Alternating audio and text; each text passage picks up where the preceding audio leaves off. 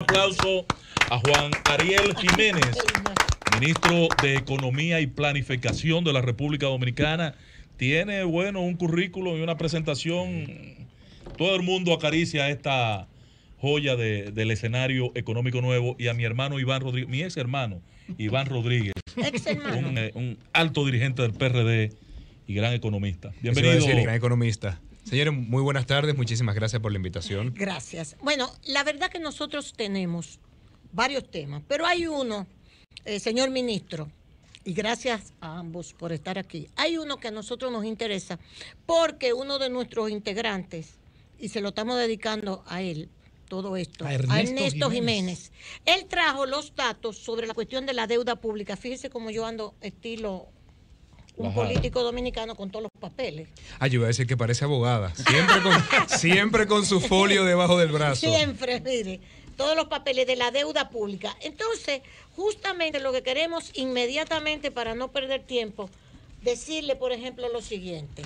Esto salió el lunes 9 en uno de los principales periódicos del país, que es el periódico Hoy. Alto endeudamiento creará dificultades al próximo gobierno. Periódico Hoy del lunes pasado. ¿Eso es cierto? Bueno, doña Consuelo, pues yo también vengo con unos cuantos papeles debajo del brazo. Primero que nada, vamos a ver a qué se referirán con alto endeudamiento, porque yo creo que en el debate político típico del panorama electoral que tenemos, estamos cayendo en un sinnúmero de errores económicos que no debemos permitirnos eso a nivel técnico. Lo primero es hablar de la deuda en términos de dólares. ¿Y por qué? Porque no podemos hablar de una cantidad sin poner en contexto a qué nos estamos refiriendo. Si dicen, bueno, doña Consuelo tiene una deuda de tanto y Juan de tanto, ¿quién está peor? Bueno, depende de cuánto usted tenga en el banco para pagar. Exacto. Depende de cuántos sean sus activos. Lo mismo pasa con los países. Hay que ver indicadores de deuda. Por ejemplo, el indicador deuda como porcentaje del PIB. Cuando hablamos de alto, el año pasado cerró en 40.4% del PIB la deuda del sector público no financiero. Estamos hablando de que República Dominicana tiene indicadores significativamente por debajo de Brasil, de Costa Rica, de Colombia, de Uruguay. O sea, ¿a qué nos referimos con alto? Cuando decimos que la deuda está alta, se dice, bueno, tantos millones de dólares, pero ¿a qué PIB? Porque conforme el PIB va creciendo, la capacidad de endeudamiento de cada uno de los países también es normal. También cuando hablamos de, bueno, pero es que el gobierno ha aumentado la deuda y normalmente tienden a decir, bueno... La encontró en 25 mil millones de dólares y la llevó a 44 mil millones de dólares. Básicamente esa es la consigna política con relativo al tema de la deuda. Y qué bueno que le puso el término político, porque ante esa consigna política, Iván y yo vamos a responder técnicamente. Bien. Cuando comparamos el cierre de la deuda del sector público no financiero en 2019, comparado con 2013, estamos hablando de un aumento de 3.4% del PIB. Digamos, la deuda estaba en 37% del PIB, ahora es, bueno, el cierre 2019 quedó en 40.4% del PIB. Nuevamente, ese aumento de la deuda es significativamente inferior a lo ocurrido en Nicaragua, Honduras, Paraguay, México, Uruguay, Chile, Colombia, Costa Rica, Brasil, Ecuador, Argentina.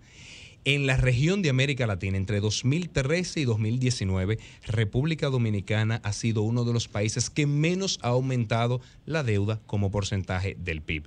Estamos hablando de que hemos aumentado, claro que sí, más que Haití, tiene poca capacidad de financiamiento, nadie le quiere prestar, lamentablemente. Estamos hablando de que se ha aumentado la deuda más que El Salvador y más que Guatemala. El resto de los países han tenido un endeudamiento como porcentaje del PIB mayor a lo que ha ocurrido en República Dominicana. Pero además, y tengo que decirlo porque es una afirmación política, sorprende cuando este cuestionamiento viene del partido opositor. Porque cuando uno revisa la historia, y no podemos olvidarnos de la historia, estamos hablando que el partido opositor en su segundo periodo de gobierno, digo porque estoy excluyendo el gobierno de Juan Bosch, claro, en el periodo 1978-1982, ¿cuánto aumenta la deuda? 7.9% del PIB, más del doble de lo que ha ocurrido con Danilo Medina. En ese segundo periodo, Salvador Jorge Blanco, ¿cuánto aumenta la deuda? 30.4% del PIB. casi 10 veces más de lo que ha ocurrido en el gobierno de Danilo Medina. Y fíjense algo, estamos comparando periodos de 4 años versus periodos de 8 años.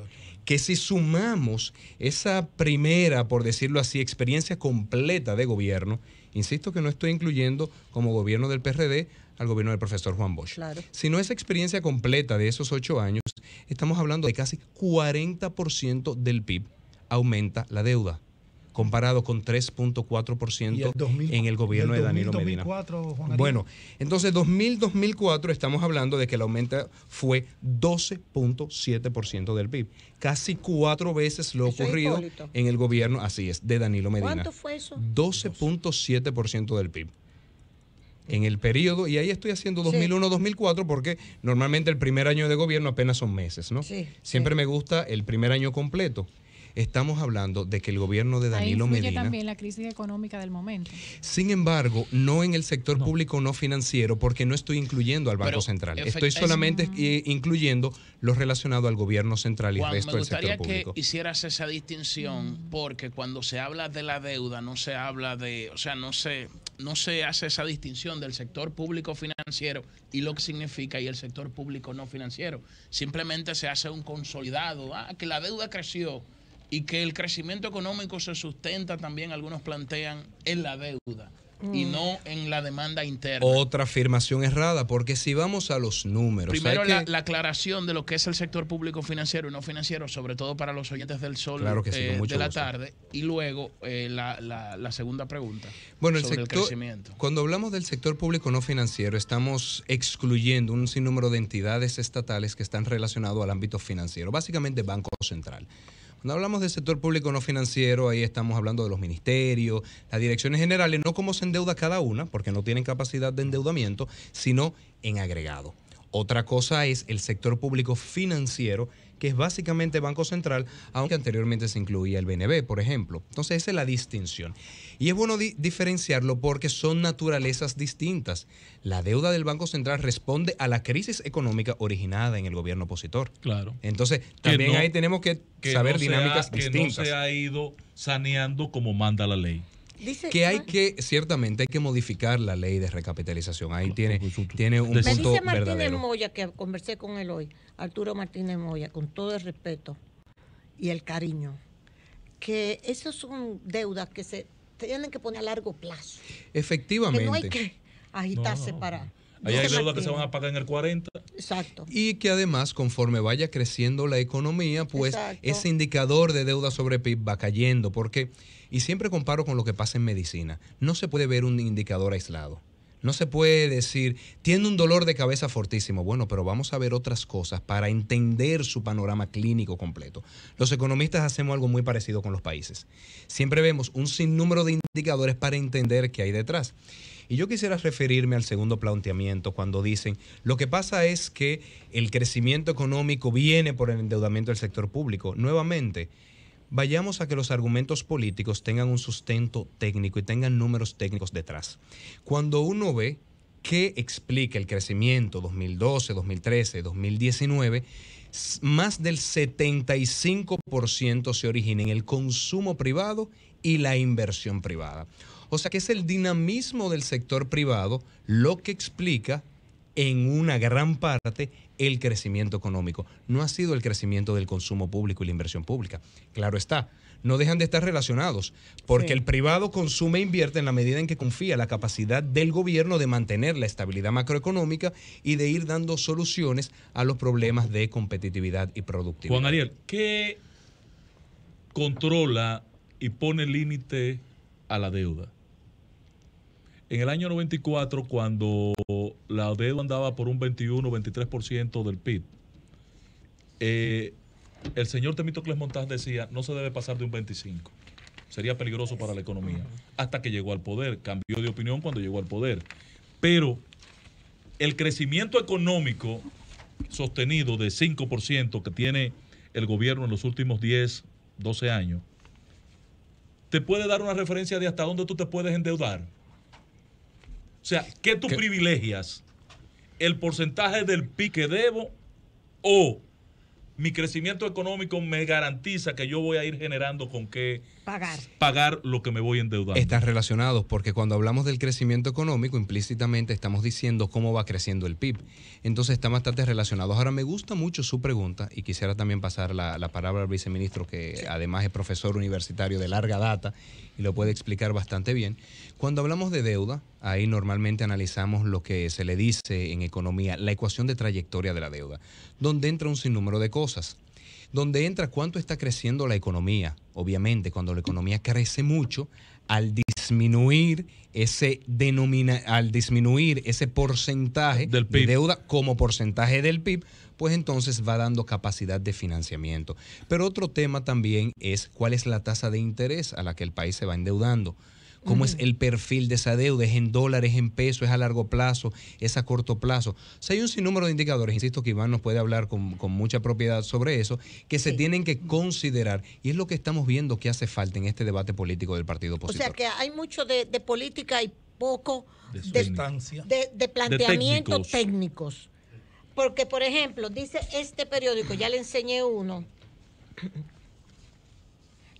y este periódico que también se refiere, usted lo tiene que conocer, la deuda pública de RD creció un 79.24% entre el 2012 y el 2019. Dice este periódico El Dinero. Bueno, yo te voy a decir lo siguiente. Los economistas nos basamos en estadísticas. Y yo he visto aquí en la República Dominicana muchos que se consideran hacedores de opinión, que son más creadores de malas informaciones que creadores de opinión. Y se inventan números, porque eso es totalmente absurdo. Como te ha dicho el ministro de Economía, si tú tenías que en el 2012 la deuda como porcentaje del PIB era un 37% y que en el 2019 terminó en un 40%, 40 creo que .2. En términos reales, eso no puede traducirse en términos nominales a casi un 80%. Sí. Mira, a mí me gustaría que los economistas, si realmente estudian economía financiera, hagan el ejercicio que yo he hecho. Tú buscas el periodo de referencia. Vamos a referenciar el periodo 2013-2019. Los economistas utilizamos para llevar a precio constante el concepto de deflactor implícito del Producto Interno Bruto.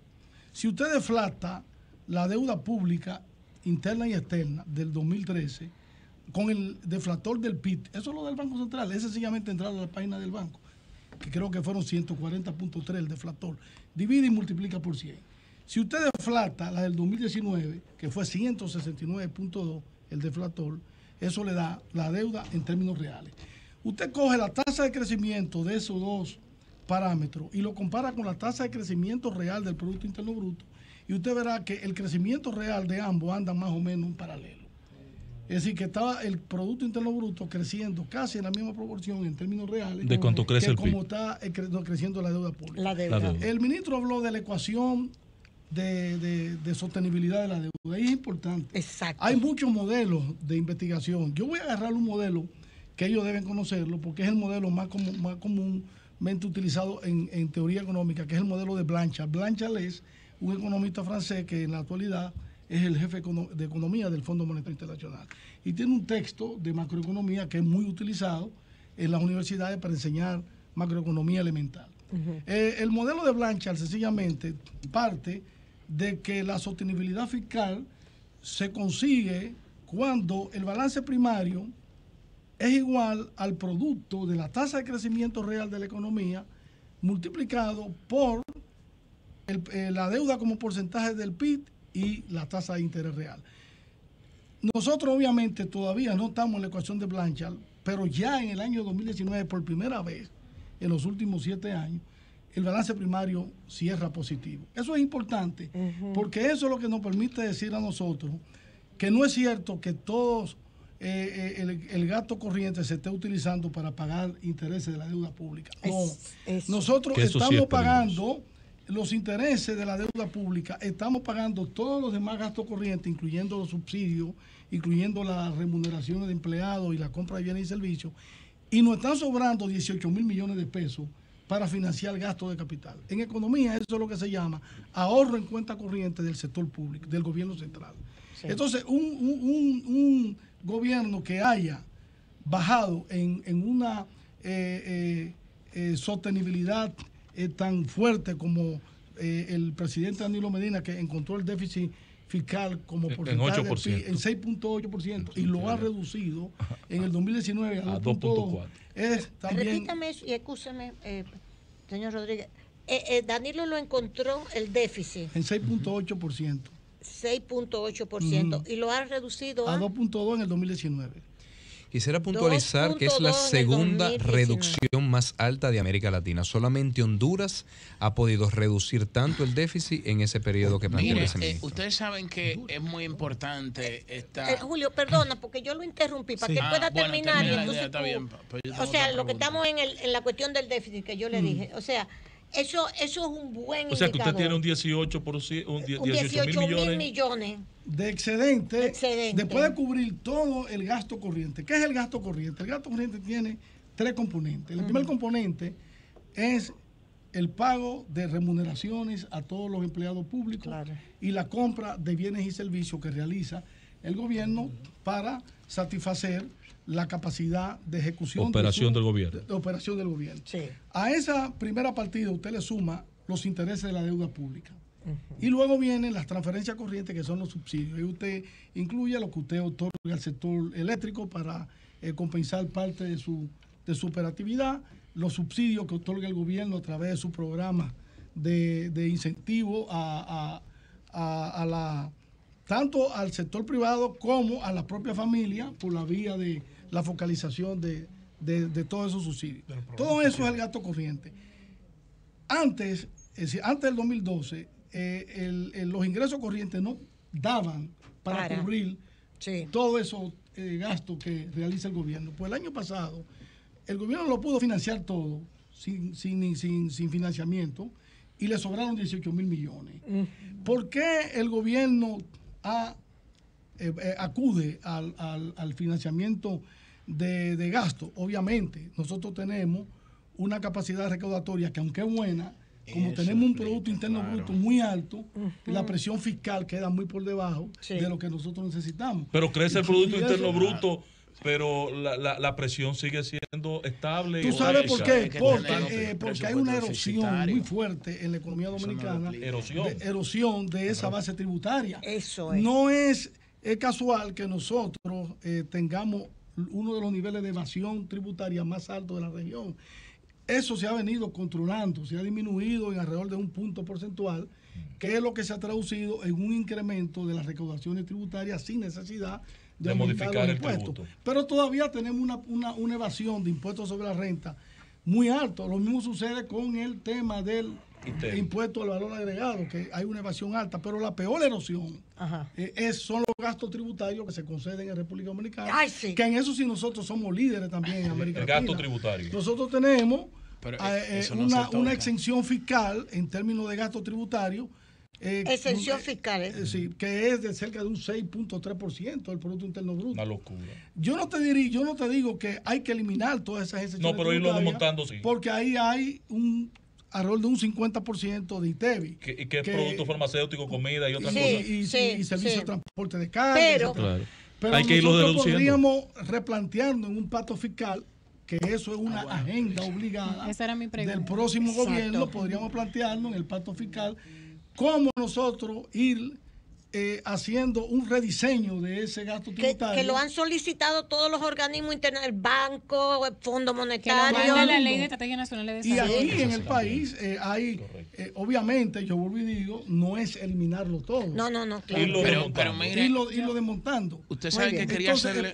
Escúcheme, joven, ahí es que está el término de erosión de la base tributaria, que tenemos una buena recaudación, pero no es la recaudación ideal para poder cumplir con la necesidad del gobierno. Mira, otro mito. Aquí se dice, el gobierno del presidente Medina es el gobierno que más gasta. Sí. ¿Tú sabes cuánto fue el promedio del gasto el año pasado con relación al Producto Interno Bruto? Un 17%. que si tú buscas una presión fiscal de 14.5 versus un 17%, ahí te da el déficit fiscal. Sí. Ya incluyendo el déficit total. Sí. Entonces, ¿cuál es el promedio de gasto en la región de América Latina? Un 22%. ¿Y el promedio de tasa? Me lo dijo hoy Martín de Moya, eso me dijo. Anda por entre 19 y 20%. Muy bien. Nosotros, yo no estoy planteando que nosotros lleguemos a una presión tributaria de un 19%. Eso sería lo ideal. Mientras nosotros no podamos recaudar todo lo que necesitamos para poder cubrir las necesidades del gobierno, tenemos que, porque es que tú tienes los diseños, la economía ha diseñado y ha creado figuras para tú realizar tus operaciones. Tú tienes, no hay otra. Para tú cubrir el gasto, tú tienes los impuestos como primera figura de recaudación o como primera figura de financiamiento. Tú tienes la emisión monetaria, que era lo que hacían antes la con papeleta el Banco Lili. Central, los famosos papeles inorgánicos. Sí, la papeleta eso, Lili. Las leyes de autonomía de los bancos centrales, pero además el impuesto inflacionario más perverso y más rastrero que hay en economía. Entonces tú tienes la colocación de títulos en los mercados financieros, tanto internacionales como los locales. Y eso es importante que nosotros lo analicemos, porque cuando se habla de deuda, no se habla de gestión de deuda, donde el gobierno del presidente Medina tiene grandes logros. Y yo quisiera que ustedes han me ido permitieran convirtiendo en peso la deuda de dólares. Mira, no lo dice. Mira estos tres indicadores. Tú tienes, en el 2012, el 82.5% de la deuda total estaba colocado en monedas extranjeras. Hoy, el 82%. El 82.5%. Sí. En el año 2019, 72.2% en moneda extranjera. Eso es fundamental para garantizar sostenibilidad de cambio, tipo de cambio. Sí. Otro indicador, riesgo de refinanciamiento. El porcentaje de la deuda de corto plazo pasó, que esa es una deuda muy peligrosa porque generalmente es una deuda muy dura y una deuda a alto tipo de interés. El indicador bajó de 12.3% en el 2012 a 4.4% en el 2019.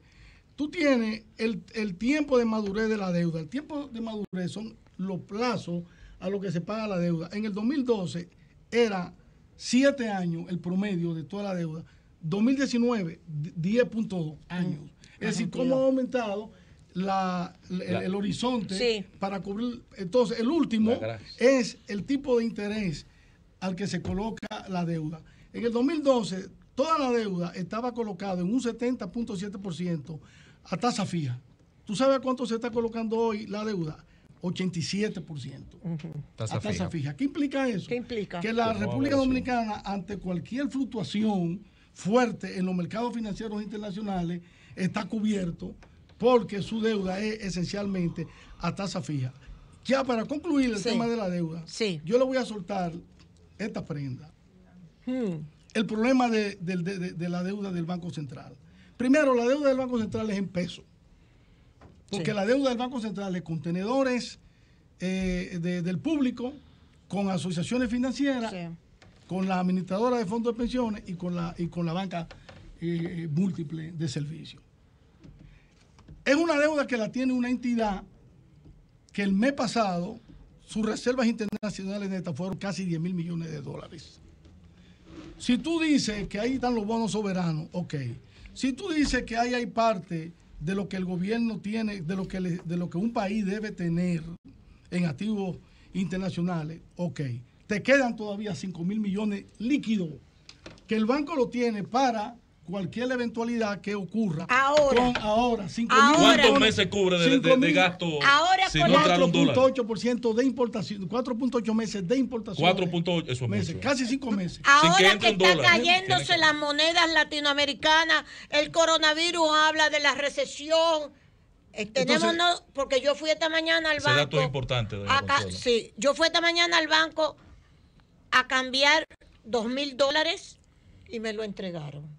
O sea que yo, y a una casa a comprar, no tenía más cuarto para comprar más. ¿Tú entiendes? Porque tenía que mandarlo. Ahora, yo lo que quiero que ustedes sepan. Yo lo que quiero decir es, eso de que me lo vendieron sin ningún problema es porque hay estabilidad. Pero porque claro, hay Y a una tasa más o menos baja, yo lo puedo ver está así. 53. Sí. Mira, el logro más importante de un gobierno Sí. es lograr la estabilidad económica. Bueno. Y una manifestación papá. concreta de esa estabilidad es la credibilidad que tenga ese gobierno frente a los mercados financieros Claro. internacionales. Pero eso lo tiene el gobierno del presidente Medina. Yo no tengo la seguridad de que estos indicadores en un cambio de gobierno Ay. puedan Incertidumbre. Un momentico, No patrón. creo que puedan Tenemos que ir a una Allá, pausa. aquí venimos. Tenemos que ir a una pausa y regresamos de inmediato con Ay, tanto con Dios Iván mío. como con Juan Ariel Qué Jiménez, tranquilidad que me da. realmente están dando cátedra en este momento, en esta escena. Vamos a la pausa. Ay, Luis.